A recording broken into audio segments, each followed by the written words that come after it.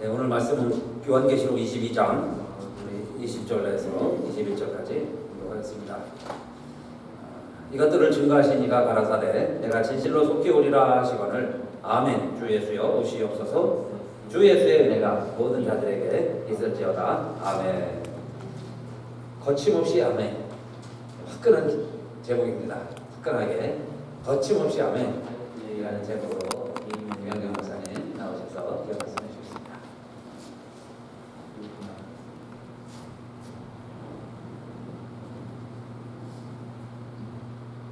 할렐루야.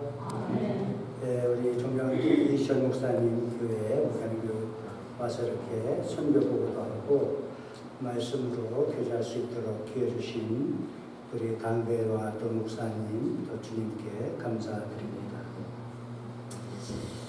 2005년도 9월 21일 제플로 292호가 비행기 앞바퀴가 고장이 나서 착륙을 할 수가 없었습니다. 결국 앞바퀴 없이 착륙을 해야 되는데 비행기를 휘발유를 다 태우기 위해서 LAX 공항 주위를 빙빙 돌았습니다. 당시 테린 매닝이라고 하는 배우가 그 상황을 보면서 너무너무 참담했다라고 표현합니다. 휘발유를 태우려고 공항을 빙빙 돌고 있는 시간 동안 그저 흐느껴 오는 사람들, 가족들에게 무엇인가 편지를 쓰는 사람들, 콧물, 눈물 다 흘리면서 정말 편지를 쓰며 가족을 생각하는 사람들 모습을 보면서 너무너무 힘겨운 장면이었다라고 표현합니다. 근데 아이러니컬한 거는 이제 과학이 발달을 해서 그 비행기에 타고 있는 사람들 그 모니터 바로 앞에 자기들이 타고 있는 비행기가 착륙하는 앞바퀴 없이 착륙하는 그 장면을 생중계로 볼 수 있었다는 것입니다.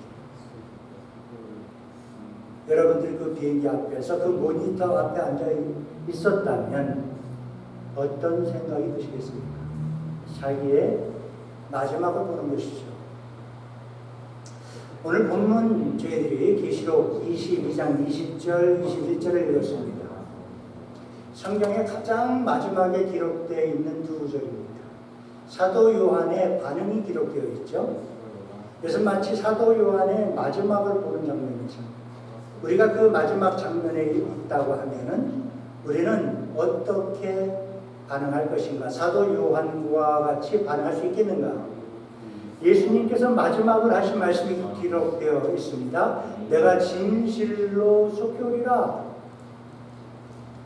사도 요한의 반응은 아멘, 거침없이 아멘, 주 예수여 오시옵소서였습니다. 과연 주님 오신다고 할 때 우리 거침없이 사도 요한과 같이 그렇게 반응할 수 있겠는가? 사도 요한은 어떤 사람이었기에 예수님께서 속히 오겠다 하시는 그 말씀을 듣고 거침없이 아멘, 어서 오세요, 어서 빨리 오세요 라고 반응할 수 있었을까? 첫째, 주님을 사랑하는 사람이었습니다. 우리는 사도 요한 하면 무슨 사도? 사랑의 사도로 잘 알고 있습니다. 사도 요한은 주님을 사랑했던 사람입니다. 저희들이 잘 알죠. 요한복음, 요한일서, 이서, 삼서 어디를 보아도 사랑이라고 하는 단어가 그냥 쫙 깔려 있습니다. 주님께서 나를 위해서 십자가에서 죽으시고 나를 위해서 한 방울의 피도 물도 남기지 아니하시고 쏟아주심으로 말미암아 내가 지은 모든 죄를 흰눈과 같이 양털과 같이 씻어주셨다 라고 하는 예수 그리스도의 십자가의 사랑을 깨닫고 그 주님을 사랑하는 사람이라면 주님께서 오시겠다고 할 때 거침없이 아멘입니다.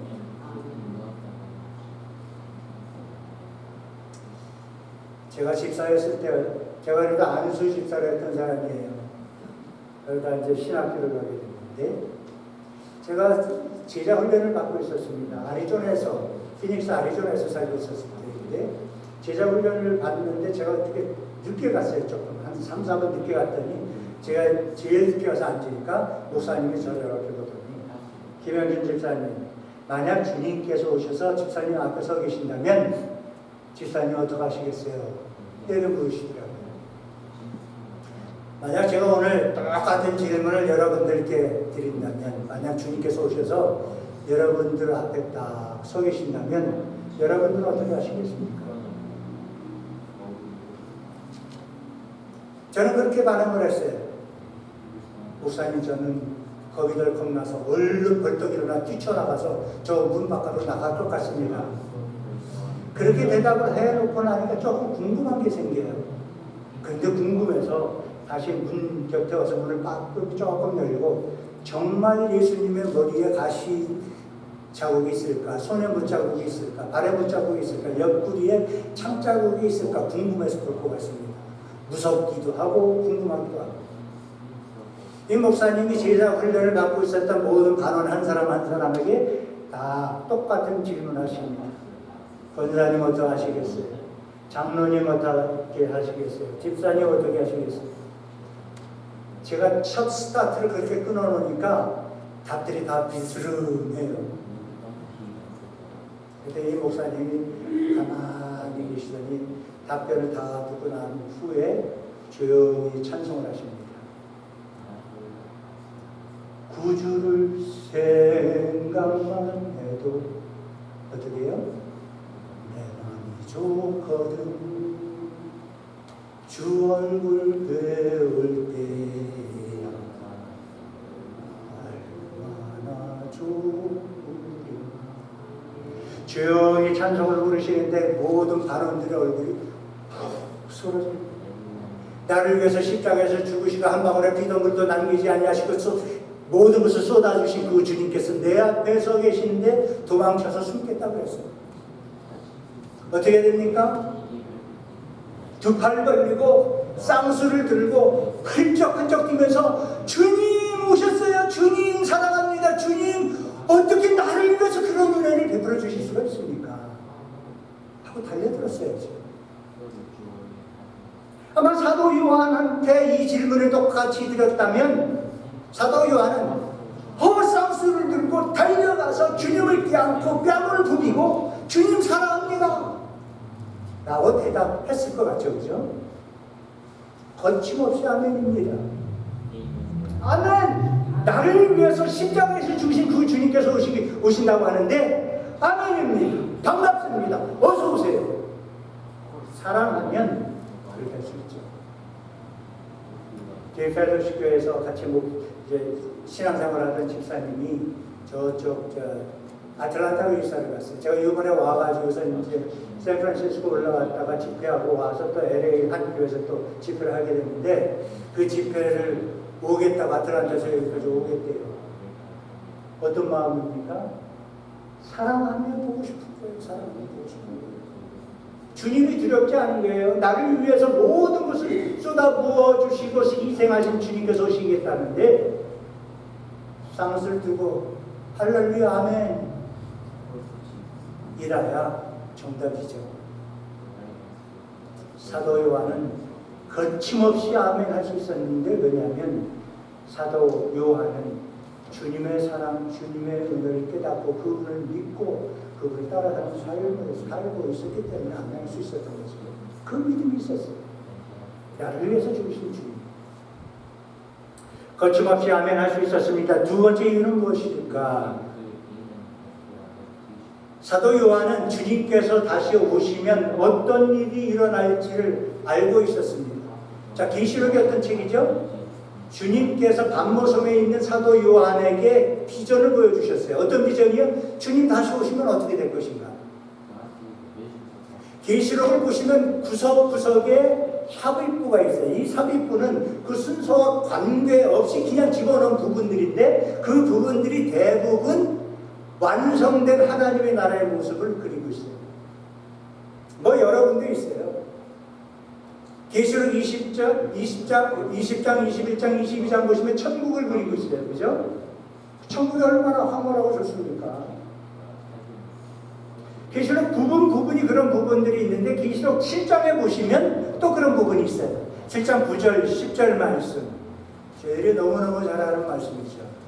이 일 후에 내가 보니 각 나라와 족속과 백성과 방언에서 아무나 또 힘이 셀 수 없는 큰 무리가 흰옷을 입고 손에 종려가지를 들고 보좌 앞과 어린 양 앞에 서서 큰 소리로 외쳐 가로되 구원하심이 보좌에 앉으신 우리 하나님과 어린 양에게 있도다 하는 얘기입니다.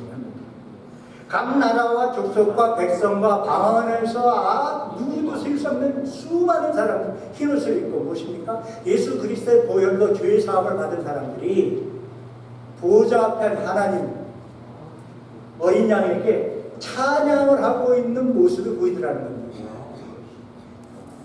사도 요한은 예수님께서 오시면 이런 일들이 일어날 줄 알았습니다. 사도 요한은 이 환상을 벌써, 이 비전을 벌써 보았기 때문에 천국의 모습, 생명수가 있고 생명수가 흐르고 그것을 강흥이고 그 옆에 생명나무들이 있고 과실들이 맺고 그것을 영원히 따먹고 영생을 누릴 수 있는 그 환상, 그 꿈, 그 비전을 사도 요한이 이미 본 거예요. 언제 그 일이 일어난다고요? 예수 그리스도께서 다시 오시면 내가 속히 오리라. 주님 오시면 그 일이 일어나네요. 주님께서 보여주신 그 비전이 일어나네요. 계시록에 나타난 그 완성된 하나님의 나라가 완성되네요. 그걸 알고 있었어요. 내가 속히 오리라. 그게 일어난다고요? 아멘.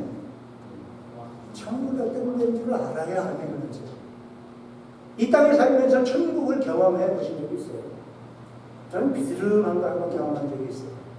죽어서 이렇게 천국에 가본 건 아니고 1995년도에 한국에서 직구이대회라고 선교대회가 있었어요. AD 2000 무브먼트라고 2000년도까지 이 지구촌 전체 주님을 알지 못하는 곳, 교회가 없는 곳에 교회를 세우자 해가지고 미전도 종족들을 전부 다 복음화시키자 하는 운동이 있었죠. 그 리더들, 세계 선교 리더들 다 모아놓고 서울에서 회의를 했어요. 전략 회의를 했어요. 어떻게 하면 2000년도까지 이 미전도 종족 모든 곳에 교회를 세울 수 있겠냐, 어떻게 전도를 할 수 있겠냐. 그래서 교회가 세워져서 그들을 스스로 전도할 수 있는 그 전략을 세우기 위해서 모였어요. 모여서 회의를 합니다. 저는 그때 그 충현교회 그 그룹에 속해서 충현교회에서 회의를 하는데 갑자기 하루는 오더니 내일은 그 큰 체육관에 가가지고서 랠리가 있습니다. 이 세계 선교사들을 선교하기 위해 선교 지도자들을 환영하는 그것을 한국교회에서 한답니다. 그래서 그런가 보다 했죠. 다음날에 대해서 또 모여서 회의를 하고 있는데 비가 바깥에서 주룩주룩 내리고 있는 거예요. 제가 1972년도에 미국에 왔어요. 저는 저 같은 사람 뭐라고 그러죠? 1.5세라고 그래요. 그래서 제 사고는 굉장히 이성적이에요. 바깥에서 모이기로 했는데 비가 온다 그러면 어떻게 하는 게 이성적이죠? 캔슬하는 게 이성적이에요. 그래서 저는 뒤를 보면서 그 모임 캔슬했구나 하고 회의를 하는데 시간이 됐어요. 자, 이제 다 체육관으로 가야 되니까 일어서십시오. 정리하시고 짐 잊지 말고 가지고 나오세요. 다시 돌아오지 않습니다. 그러더니 비옷을 하나씩 나눠주는 거예요. 비는 주룩주룩 내리는데 비 맞고 가자는 거예요. 제가 속으로 요걸 얼마나 했는지, 이 한국 사람들이 무대포적이고 이 불도자적인 이 국민성 이거 고쳐야 되는 거 아니야? 세계 지도자들 다 모아놓고 무슨 망신을 시키려고 비 오는데 거기 가지? 하여튼 투덜거리면서 비옷을 입고 버스를 타고 갔어요. 도착을 했습니다. 이제 지도자들이 다 내려가고 비 주룩주룩, 비옷 입고 비 주룩주룩 맞으면서 자, 이제 그 밑에 들어가는 입구를 통해서 들어갑니다. 밑에 그라운드를 이렇게 쫙 들어가면은 그 스테디움에 온 사람들이 그냥 막 박수를 치고 환영을 해준대요. 아이고, 이 비 오는데 비가 퉁퉁 뱄을 텐데 무슨 환영이야. 아이, 한국 사람들 정말. 어휴, 정말 못 말려 하면서 들어가는데 딱 들어가는 그 순간 차량수 10만 명 채우는 스테디움이 꽉 찼어요. 한국 사람들이 비 맞으면서 다 나와 있어요. 제가 들어가면서 회개의 눈물, 기쁨의 눈물, 감사의 눈물, 빗물 다 섞여가지고 제 얼굴을 막 뒤덮고 그러면서 걸어 들어가면서 회개를 해서 내가 다시 한국 사람 욕 안 한다. 무대고 괜찮아. 데려가는데 말이죠. 천국 같은 거, 천국. 그 감격은요, 온 몸에 전율이라고. 나만 이렇게 울고 있는가 하면서 옆에 봤더니, 세계에서 온 각국의 지도자들이 다 통곡을 하고 울고 같이 울어가는 거. 다 빗물인지 눈물인지 콧물인지 막 하면서 이러면서. 거기에 천국이더라고. 천국의 그림자더라고.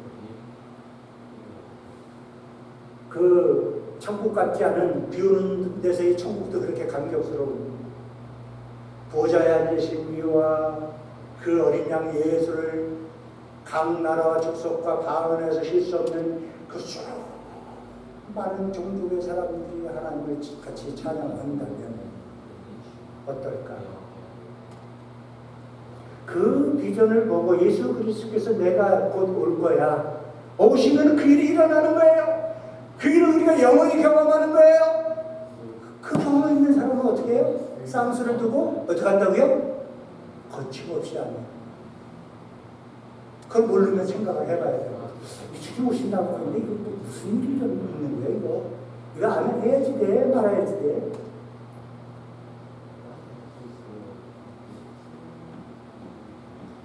사도 요한은 이미 그 천국이 어떤 곳인 줄 알았어요. 거기는 인종차별도 없고 키 나름의 차별도 없고 부자 가난한 사람도 없고 잘생기고 못생긴 사람도 없고 저는 약간 손해보겠죠. 잘생긴 사람이 이런 데 가지고 또 동일해진 사람이지.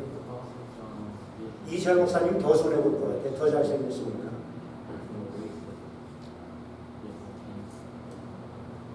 그런 천국이 이루어진다고 그러는데 거침없이 아멘이죠. 아멘! 왜 아멘 안 합니까? 아멘이죠. 그죠? 마태복음 24장 14절 말씀을 보니까 이 천국 복음이 모든 민족에게 증거되기 위하여 온 세상에 전파되리니 그제야 끝이 오리라. 예수님 오시는 그때가 끝인데 예수님 오시면 그 천국 복음이 이루어져서 그 천국이 완성된다는 거예요. 사도 요한은 그 비전을 보았으니 거침없이 하는 거죠. 세 번째, 사도 요한은 어떤 사람이었습니까? 사도 요한은 주님 오시겠다고 할 때 그 비전을 위해서 나는 부족했지만 최선을 다해서 땀을 흘려 일했습니다 라는 사람이죠. 90몇 세가 될 때까지 그냥 주의 복음을 위해서 살았어요. 에베소 교회 마지막에 와서 복음을 전하면서 살았고 요한복음 쓰고 요한 1, 2, 3, 4를 쓰고 다니면서 복음 전하고 예수님의 어머니 마리아를 또 택해하고 이러면서 최선을 다하면서 복음을 전하고 말씀을 가르치고 하면서 살았죠. 근데 주님 오신대요. 내가 열심히 내가 사랑하는 사람을 위해서 땀을 흘리면 어떡합니까? 거침없이 아멘이죠. 사랑하지 않는 사람이 오면 어떻게 해요? 오지 말라고 하죠. 그런 얘기가 있잖아요. 손님은 생선과 같다. 생선은 3일만 지나면 냄새가 나기 시작을 한대요. 저는 오늘 저 누님댁에 있는데 너무너무 미안해요. 3일까지는 괜찮아요. 3일 이상 지나면 그때부터 제가 눈치를 쫙 보면서 청소도 열심히 하고 설거지도 열심히 해주고 그래요. 집이 없으니까 서럽더라고요. 이제 제 집이 케냐가 되어버렸어요.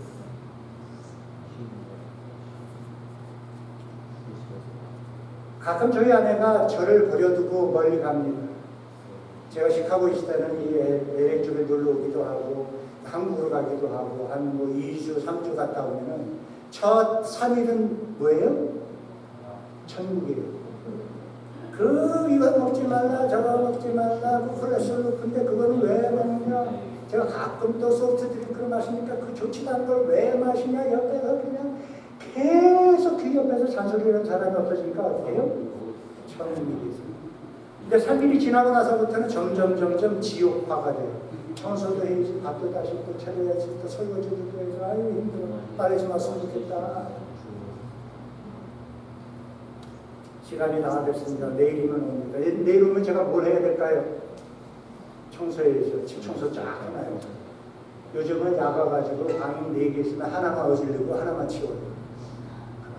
거기서만 막 어질러 놓고 거기만 싹 치우면 쉬워집니다. 여름이 힘든 거죠. 깨끗하게 지워요. 왜요? 사람은 하나가 깨끗한 집을 좋아하니까 깨끗하게 해놔야지 기분이 좋지.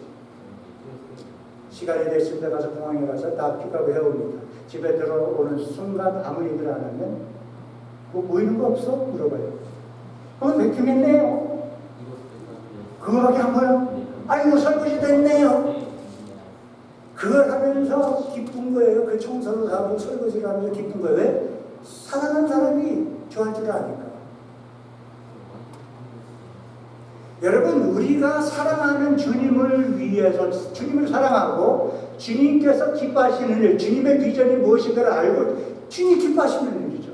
주님이 기뻐하시는 그 일을 위해서 우리가 땀을 흘렸다면 주님 오시겠다고 할 때 어떻게 해요? 어떻게 해요? 거침없이 하는 거죠.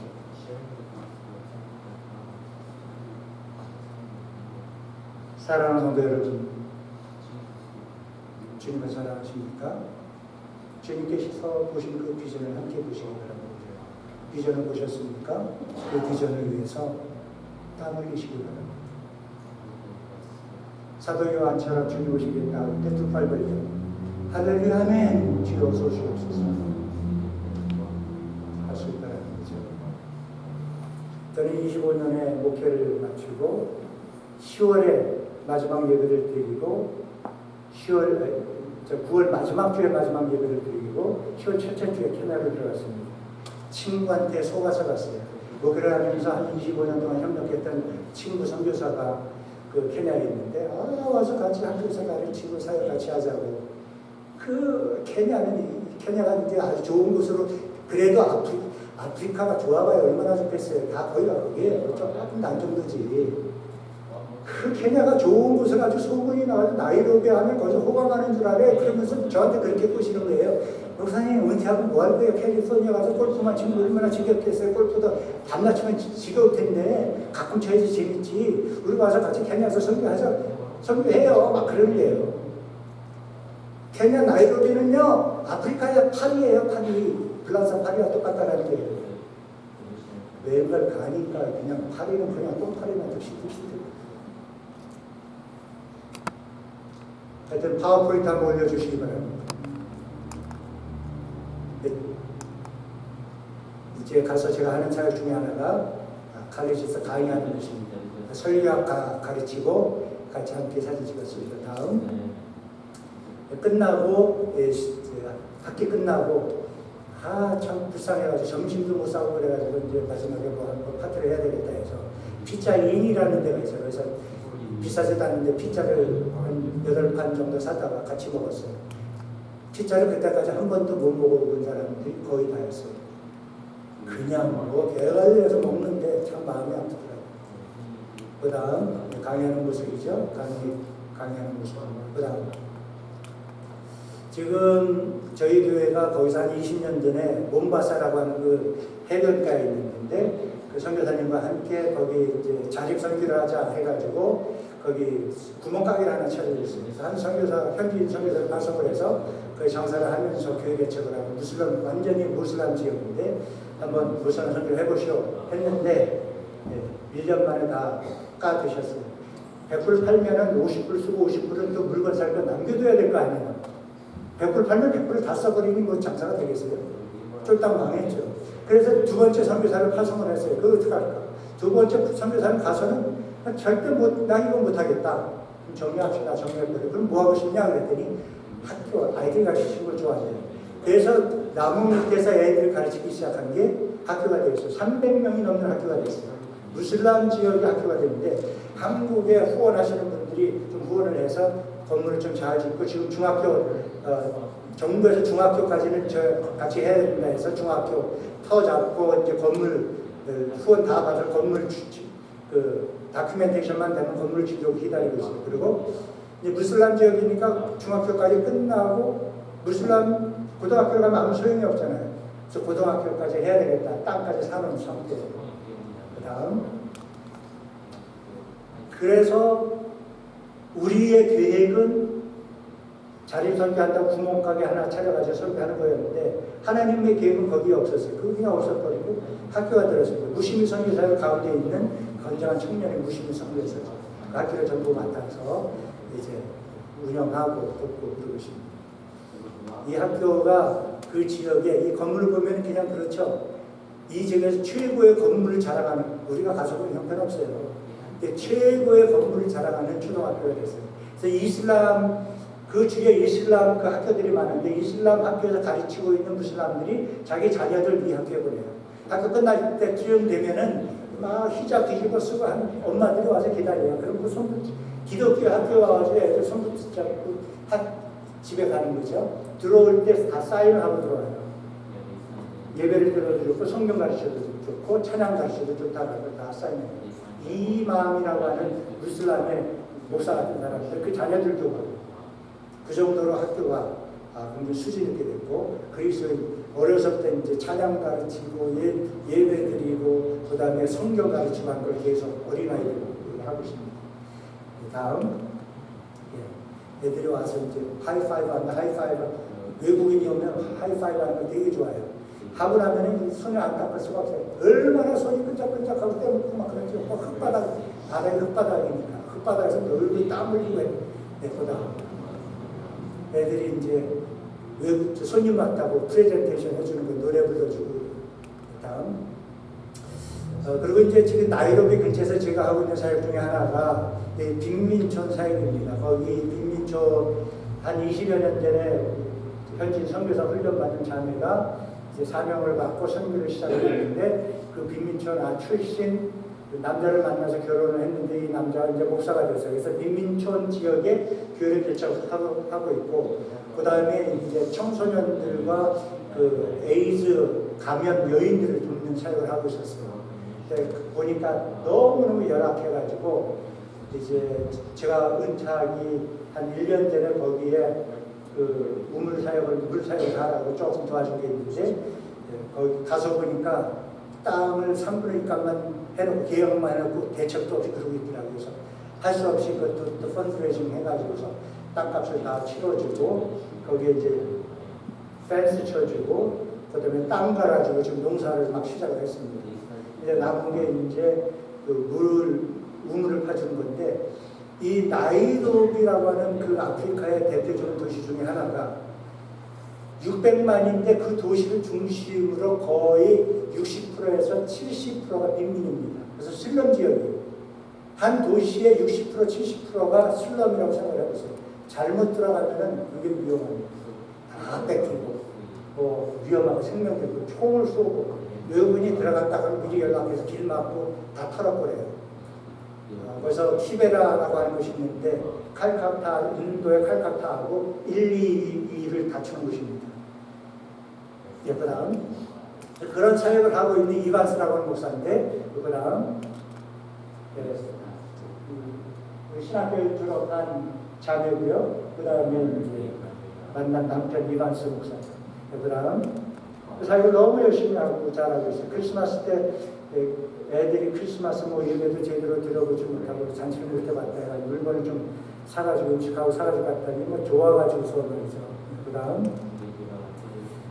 벙크베드가 한 방에 25명에서 30명 정도 되는 청소년들을 한 2년 내지 3년 정도 데리고 먹이고 하면서 기술 훈련을 시킵니다. 다 빅민촌 출신이고 거의 고아와 같은 애들이고, 그 다음에 이제 그 마약 중독됐던 아이들 재활시켜서 직업교육을 시켜서 직업을 잡으면 그때 내보냅니다. 보니까 벙크베드가 멀쩡하죠. 실질적으로 가면은 우리는 타치가 써서 너무 더러워. 그런 데서 먹고 자고 하는 거죠. 뭘 것 같습니까? 냉장고에 냉장고가 없으니까 그냥 방 하나에 그냥 야채니 뭐니 뭐 그냥 쫙 늘어놓고. 잘 안 보이시죠? 가릴 때 안 보이세요?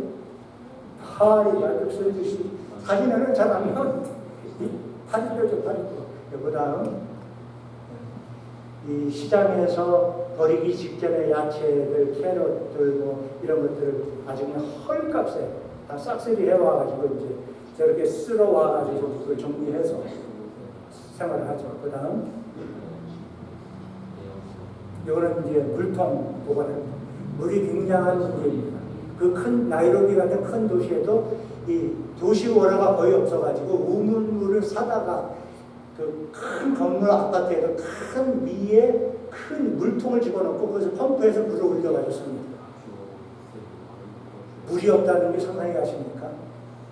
물이 굉장히 큰 문제입니다. 이가 조금 시골로 가면 이가 브라운 색깔이에요. 그래서 나는 이빨 안 작아서 그런가 그랬는데 그게 아니고 이 물에 불소니 이런 것이 너무 많이 있어가지고 이가 그냥 브라운 색깔이 돼요. 참 너무 마음이 아프죠. 큰 도시, 나이로비 같은 큰 도시가 물이 문제가 있다면 시골로 가면 그 물 문제는 더 심하죠. 그래서 제가 지금 하고 있는 사역 중에 하나가 이제 우물을 파주고 우물을 통해서 정수 시스템을 해주고 정수 시스템을 통해서 이제 물을 팔아서 또 아까 그 빈민 아이들 스스로 자립하고 스스로 먹고 또 훈련시켜서 내보내고 할 수 있는 그 자립 시스템을 지금 구축을 해주고 있습니다. 그래서 땅 사잡고 농사 짓기 시작하고 우물 파주고 정수 시스템까지만 하면 이제 되는데 이제 그거를 이제 돌아가는 그 작업을 좀 해야 됩니다. 일단 보이는 게 화장실입니다. 여기 구멍이 이렇게 파져 있죠? 그게 다예요. 가서 앉으면 머리가 부딪혀지고 뒤가 닿고 옆이 닿아요. 그리고 밑에는 시멘트 조금 이렇게 해놓고 구멍이 이렇게 쭉 팠어요. 옛날 재래식 화장실이죠. 그 밑에는 뭐가 있을 것 같아요? 이렇게 두꺼운 파리떼들이 앉아있어요. 그걸 보고 와서 한없이 울었습니다. 야, 이렇게 인간의 존엄이 깨진 상태에서 가난이 인간의 존엄이 이렇게까지 깨는구나. 이 존엄이 깨진 상태에서 이렇게 그래도 걔네들 좀 나은데 옛날 학교 건물에서 이제 생활을 렌트해서 생활하고 빈민촌의 사람들은 말도 못하죠. 그다음 여기 이제 에이즈 감염 여인들이죠. 앉아 있는 게 좀 이렇게 맥없이 앉아 있죠. 이제는 많이 발전해서 정부에서 에이즈 약을 공급해 줍니다. 약을 받아서 먹는데 음식을 먹지 못하니까 힘이 들어가지고서 맥없이 이렇게 앉아 있는 거예요. 그래서 이제 이분들한테 일주일에 얼마씩 음식도 배급해주고 그런 사역을 저희 리바이스와 그 레스퍼가 하고 있죠. 한 너무너무 많은데 에이즈 환자들이 너무 많아요. 너무너무 많은데 다 핸들을 못하고 가장 도움이 필요한 사람들 한 30명 정도만 선별을 해서 도와주고 있고 이제 청소년들도 너무너무 많은데 그중에 수혈할 수 있는 분들이 한 25명에서 30명이니까 그 정도로 제한을 시켜서 돕고 있습니다. 그 다음 설교하고 있는 그 다음 확인하고합니다. 모여서 예배도 드리고 바느질도 배우고 이제 레스퍼라고 하는 자매는 그 비밀촌 다니면서 빨래감을 받아 빨래하는데 얼마 받냐 5불 준다. 그럼 우리가 상부를 해줄 테니까 우리한테 달라. 그래서 빨래감 걷어다가 에이즈 여인들이 빨래를 해서 또 돈 벌 수 있게끔 그런 일도 하고 있고 그다음 옛날 저희 페로시프의 표가 저거였어요. 로마서 10장 2절인데 거기 로마서 10장 2절을 이렇게 해놨더라고요. 아이고 가슴이 많이 아프더라고요.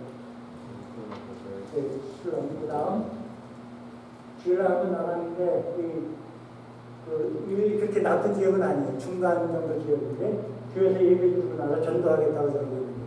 그 다음 백민촌 근처에 있는 상가도 위에 저기 양철 지금 보내 보이시나요? 녹슨 양철 지금 저런 데서 살고 생활하는 분들이 나이로비 전체의 60%에서 70%라고 생각하시는 거죠. 너무너무 비참한 생각하고 그다음 절대 가서는 공장 하지 마세요. 왜냐하면 부제품이 너무 많이 들어와가지고요. 그냥 그걸 조금 따라가면서 이렇게 파는 옷값이 너무너무 싸요. 나이키 다 브랜드 네임인데 너무 싸요. 그러니까 옷을 시도했다가 선교사님들이 이제 어떻게 현지인들은 먹고 살 수 있는 길을 열어줘야 되겠다고 옷 공장을 시도했다가 옷 공장은 다 망했어요. 되지를 않아요. 단가가 맞지를 않아요. 그 다음 이셜록 교회라고 최근에 요거는 저희가 한 3개월 전부터 이제 협력하기 역시 이제 우리 신학교 나온 그 사람인데 그 다음 거기 가서 그 나이로비에서 한 6시간 북쪽에 있는 곳입니다. 이 북쪽은 이제 북쪽으로 가고 6시간 이시올로에서 조금 더 북쪽으로 가면 완전히 사막지대가 되고 사막지대에서 조금 더 올라가면 에티오피아예요. 그래서 모라나라고 하는 종족인데 퓨전도 종족인데 99%가 무슬림입니다. 그래서 무슬림이었던 그다음 다 뒤집어 쓰기죠. 교회에서 예배드리는 모습인데 문화적으로 히잡을 벗어버리면 문제가 되니까 히잡을 그대로 다 쓰고 있어요. 그다음 무슬림이었다가 개종한 한 형제가 신학교 와서 신학 훈련을 받고 이제 목사 안수를 해달라고 해서 목사 안수를 해주면서 올라갔습니다. 이시올로라고 하는 그 시에서 이제 본 교회를 세우고 지역 교회를 한 3군데 개척을 하고 있습니다. 크지도 않아요. 한 50명 정도 되는 교회에서 다른 무슬림 지역에 가서 개척을 하고 있는 거죠. 그래서 거기서 한 20분만 더 지나면 완전히 사막이 있어요. 그 지역을 복음화시키겠다고 온갖 핍박을 받아가면서 다 복음을 전하고 있는 거죠. 가서 보니까 교회 이 목사가 살던 집에서 목사를 하는 것을 알고 나가라고 내쫓겨가지고 갈 곳도 없이 내쫓겨가지고서 몇 달 전에 또 겨우 살 수 있는 것을 구해가지고 살고 있고 교회당도 계속 그냥 나와라 저가라 돈은 받으니까 막 들락달락 언제 쫓겨날지 모르는 상황에 있어가지고 안 되겠다 해가지고서 거기는 6시간 북쪽으로 올라가니까 땅값이 좀 싸더라고요. 그래서 저희가 또 후원을 좀 모아서 약 3분의 1 에이커 정도 되는 땅을 샀어요. 여기는 이제 이시올로라고 하는 시 안에 있는 땅인데 이 사람들이 다 오토바이 타고 걸어서 예배를 오러오니까 시 안에 있으면 훨씬 중앙이 돼서 가까우니까 시 안에 좀 비싸지만 시 안에 땅은 좀 비싸게 샀어요. 다행인 것은 거기에는 물이 들어오고 전기가 들어와요. 그러니까 더 이상 그런 부분에 돈을 쓰다 필요가 없죠. 그거가 땅을 딱 사줬더니 제일 먼저 하는 건 화장실 파는 거예요. 화장실 파는 거. 제일 급한 거잖아요. 그죠? 그 다음, 그래서 지금 목사 안수를 맡고 3군데, 4군데 교회 개척을 하고 있고, 무슬림 지역에 이렇게까지 이런 열정을 가지고 그 사역을 하는 사람이랑 우리가 도와야 되겠다 해가지고, 목사 사례로 한 150개 정도 계속 목사 후원을 하고 있고, 이 땅을 사줬고, 이제 교회당 건물을 지어야 될 거 아니에요. 그래서 한 반값 정도 되는 걸 또 모아진 게 있어가지고 오기 전에 그걸 보내주고 하여튼 빨리 건축 시작해라. 어떻게 하여튼 뭐 이렇게 텐트를 쳐서 가서 거기 막 들락달락 불안하게 하지 말고 빨리 나서 예배 드려라 해가지고 이제 예배를 지금 건물을 지으려고 막 준비하고 그래서 엊그제 사진이 왔는데 수돗물 들어온 것을 찍어서 수돗물 들어왔다고 찍어서 보내왔다. 너무너무 감사합니다. 보라나지도 그다음 지도가 나이로비에서 한 6시간 그리고 이시올로 위쪽으로는 완전히 사막지대예요. 사람들이 별로 살지 않아요. 그다음 그 사람들 찬양하고 있는 모습을 한번 보시기 바랍니다.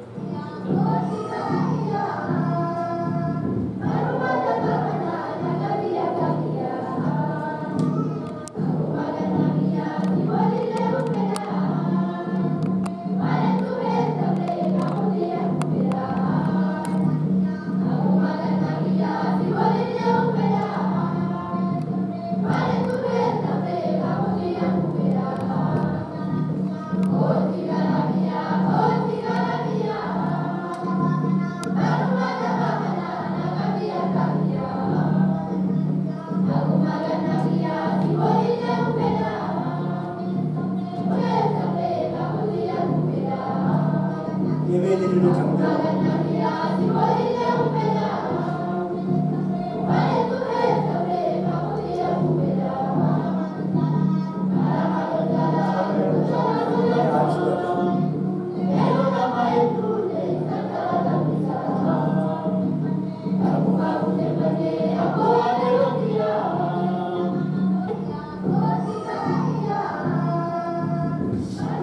이게 무슨 뭔지 모르겠어요.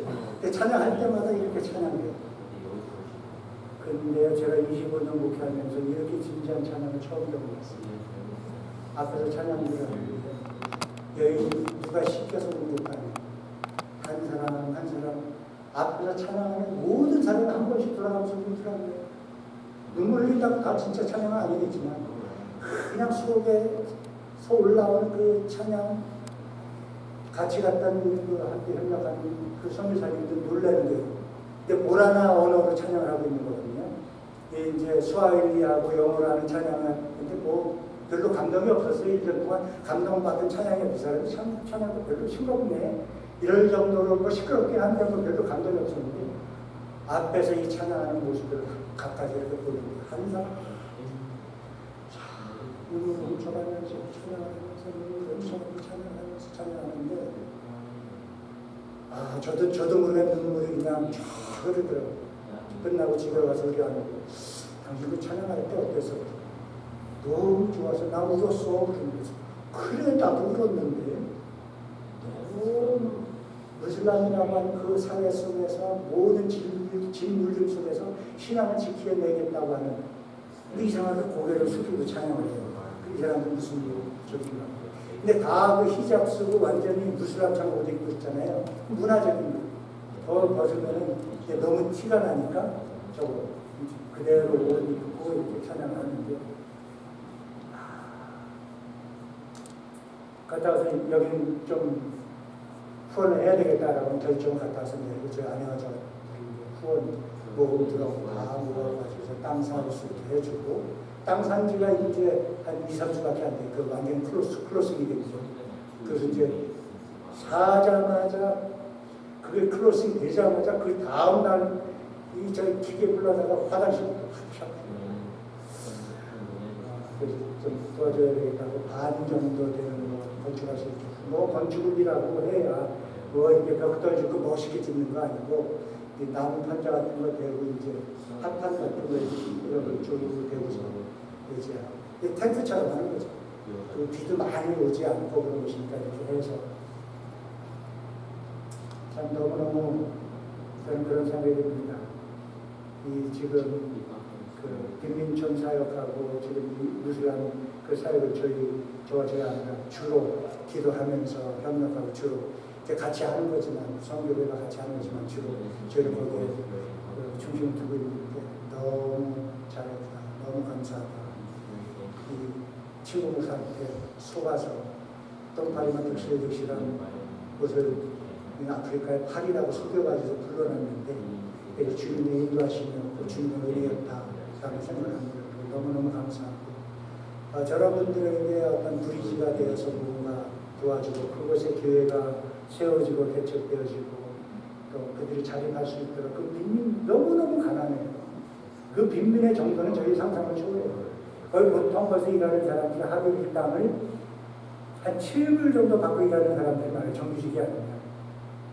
근데 굉장히 웃기는 게 어떤 한 집사님, 한국인 집사님들, 목사님 놀라운 것은 그 한 사람이 하루 일당 7불 벌어서 거의 7, 8명 식구가 하루 먹고 삽니다. 너무너무 감사한 거죠. 이제 남은 기간이 제가 얼마나 될지 모르겠지만 건강이 허락하는 대로 거기 있으면서 이분들을 돕고 위해서 기도하고 이제 이분들을 위해서 목회 훈련과 트레이닝을 계획하고 있는데 여러분 기억나실 때마다 기도해 주시기 바랍니다. 마지막으로 한 이야기를 하고 마치려고 합니다.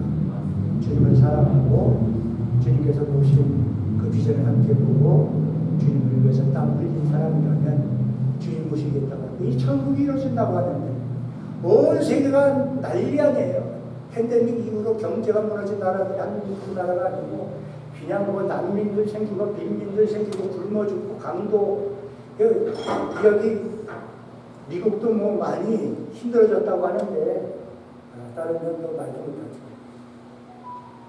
주님 오시면은 이런 모든 문제가 해결되고 주님 오시면 참 온전한 하나님 나라가 세워진다고 하는 주님 오시기 전에 땀을 좀 흘려야 되지 않을까 하는 생각을 합니다. 저한테 6살 밑 동생이 있습니다. 제보가 있는데 한 13, 14년 전에 암으로 주님에게 들어갔습니다.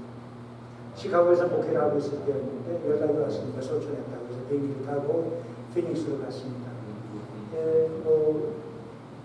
웹석에서 잘 들었고 발인 예배를 크게 하더라고요. 근데 미국 교회를 출석하고 있었는데 침례교회였어요. 그런데 갑자기 침례교회에 전도 담당 목사가 와서 설교를 담당하고 그 조카 애들과 또 조카 친구들이 찬양을 하는 거예요. 장례 예배인데 찬양을 하고 집회처럼 찬양을 하고 그 다음에 전도 목사가 나와서 전도 설교를 하고 그 다음에 초청을 하고 예수님 영접할 사람 손들어 주십시오. 한 25명이 손을 들더라고요. 그러고서는 그 다음에 일어서십시오. 저를 따라 기도해 주십시오. 시너스 프레이어까지 다 하는 거예요. 참 궁금하다. 예배가 끝났습니다. 예배가 끝나고 동생을 불렀죠. Charlie, what's going on? What happened? 했더니 그 제부가 그 투병 생활을 하면서 굉장히 아리조나에서는 손가락에 꼽히는 피아니스트였는데 아리조나 전체 컴피티션을 하면은 심사위원으로 일을 하고 했던 사람인데 그 교회 미국 교회에서는 전혀 알지를 못하는 거예요. 피아니스트였던 거. 그냥 전도자였던 걸로만 알고 있는 거예요. 전도 폭발 훈련을 그 교회에서 하고 있었는데 그 전도 폭발 훈련을 받고 다니면서 막 전도를 했는데 그 제 동생이 그때 당시 그 샤핑몰에서 가게가 한 4개, 5개 정도 됐는데 다니면서 그 주위 옆에 있는 일하는 사람들, 매니저들, 주인들 전도를 하고 전도 폭발 전도를 하고 다녔는데 전도 주님 영접하지 않은 명단들을 가지고 있었어요. 그 명단들을 다 해서 인비테이션 카드를 만들고 내가 죽게 되면 이 카드를 직접 전달해주고 꼭 발인 예배 오게끔 초청을 해달라고 남편한테 부탁을 하고 그래서 죽인 것을 한 거죠. 그래서 자기가 제 동생이 하는 일을 자기가 그 아이들한테 다 일일이 다 하나씩 인비테이션 카드를 다 보냈어요. 거의 다 온 거예요. 와서 앉았는데 전도 설교를 하는 거죠. 초청을 하는 거예요. 그 중에 25명이 손을 들고 주님을 영접했습니다.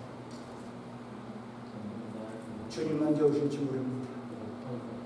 또 주님께서 우리가 언제 부르실지 모르죠. 제가 있는 동안에 캐넬 선교사 2분이 가다가 교통사고로 2분이 돌아가셨어요.